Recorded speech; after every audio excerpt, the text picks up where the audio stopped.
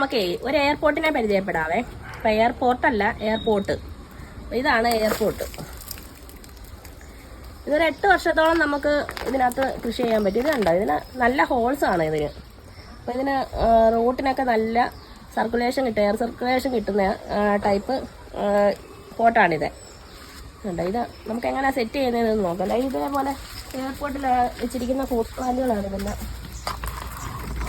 എയർപോർട്ടിൽ വെക്കുമ്പോൾ നല്ല വളർച്ച കിട്ടുമെന്നാണ് പറയുന്നത്. അപ്പോൾ ഇത് ഒരു ഓറഞ്ചിൻ്റെ തൈയാണ്. ഇങ്ങനെ ചാമ്പയൊക്കെ ഞാൻ എയർപോർട്ടിൽ വെച്ചിട്ടുണ്ട്. സാധാരണ വെക്കുന്നതിനെക്കാട്ടിലും നന്നായിട്ട് വേരൊക്കെ പിടിക്കുന്നുണ്ട് ഇതിനകത്ത്. അപ്പോൾ ഈ എയർപോർട്ട് നമുക്ക് എങ്ങനെ സെറ്റ് ചെയ്യുന്നതെന്ന് നോക്കാം.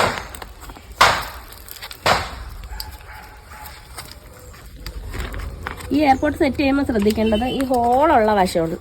ഈ ഹോളുള്ള വശം പുറത്ത് വരണേ. ഇത്